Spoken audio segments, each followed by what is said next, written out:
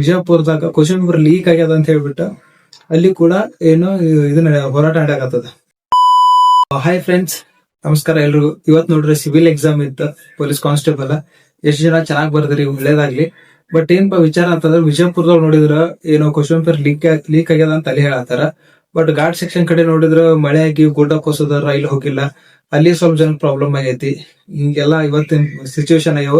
ಮತ್ತ ಆದ್ರೆ ಏನು ಗೊತ್ತಾ, ಪೋಸ್ಟ್ ಮಾತ್ರ ಪೊಲೀಸ್ ಕಾನ್ಸ್ಟೇಬಲ್ ಪೋಸ್ಟ್ ಕರೆದಿರೋದು ಕಡಿಮೆ ಇದಾವ, 2000 ಚಿಲ್ಲರ ಅದಾವ. ಅದಕ್ಕೆ ನೋಡ್ರಿ ಅಪ್ಲಿಕೇಶನ್ ಹಾಕಿರೋದು 4.5 ಲಕ್ಷ ಜನ ಅಪ್ಲಿಕೇಶನ್ ಹಾಕ್ಯಾರ. ಸೊ 4.5 ಲಕ್ಷ ಜನ ಅಪ್ಲಿಕೇಶನ್ ಹಾಕಿದ್ರ ಒಬ್ಬೊಬ್ಬ ಕ್ಯಾಂಡಿಡೇಟ್ 750 ರೂಪಾಯಿ ಫೀಸ್ ಹಿಡಿದ್ರು.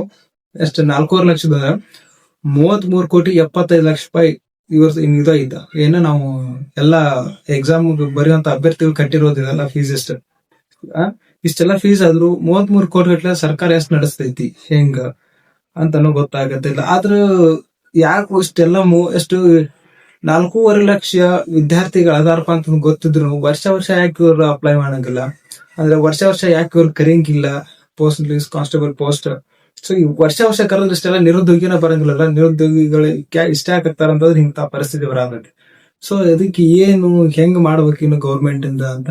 ಸೊ ವಿಜಯಪುರದಾಗ ಆತ ಹೋಗ್ಲಿ ಬಿಟ್ರಿ, ಇವತ್ತು ವಿಜಯಪುರದಾಗ ಕ್ವಶನ್ ಪೇಪರ್ ಲೀಕ್ ಆಗ್ಯದ ಅಂತ ಹೇಳ್ಬಿಟ್ಟು ಅಲ್ಲಿ ಕೂಡ ಏನೋ ಇದನ್ನ ಹೋರಾಟ ನಡೆಯಕತ್ತದ ಇವತ್ತಿನ ವಿದ್ಯಾರ್ಥಿಗಳ. ಸೊ ಕ್ವಶನ್ ಪೇಪರ್ ಕರೆಕ್ಟ್ ಆಗಿ ಬಂದಿಲ್ಲ, ನಾವು ಬರ್ದ್ರು. ಇವತ್ತು ನಮ್ದು ಇತ್ತು ಎಕ್ಸಾಮ್, ಸೊ ನಾವು ಬರ್ದ್ ಬಂದ್ವಿ. ಕ್ವಶನ್ ಪೇಪರ್ ಮತ್ತೆ ನಮ್ಮ OMR ಶೀಟ್ ನಂಬರ್ ಕರೆಕ್ಟ್ ಇದಾವ, ಸೊ ಕರೆಕ್ಟ್ ಇದು. ಬಟ್ ವಿಜಯಪುರದಾಗ ನೋಡಿದ್ರೆ ಕರೆಕ್ಟ್ ಇಲ್ಲ ಅಂತ ಹೇಳಿ ಚೇಂಜಸ್ ಅದಾವ ಅಂತ ಹೇಳ್ಬಿಟ್ಟು ಅವ್ರು ಹೇಳತ್ತಾರ.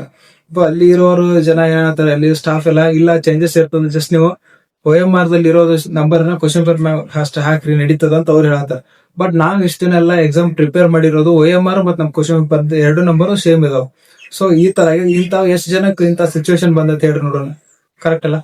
ಹೇಳಿ ನೋಡೋಣ ಯಾರ್ಯಾರಿಗೆ ಯಾವ್ದೋ ತರ ಸಿಚುವೇಶನ್, ನಿಮ್ ಅನಿಸಿಕೆ ಏನೈತೆ ಅಂತ ಹೇಳಿ ನೋಡೋಣ.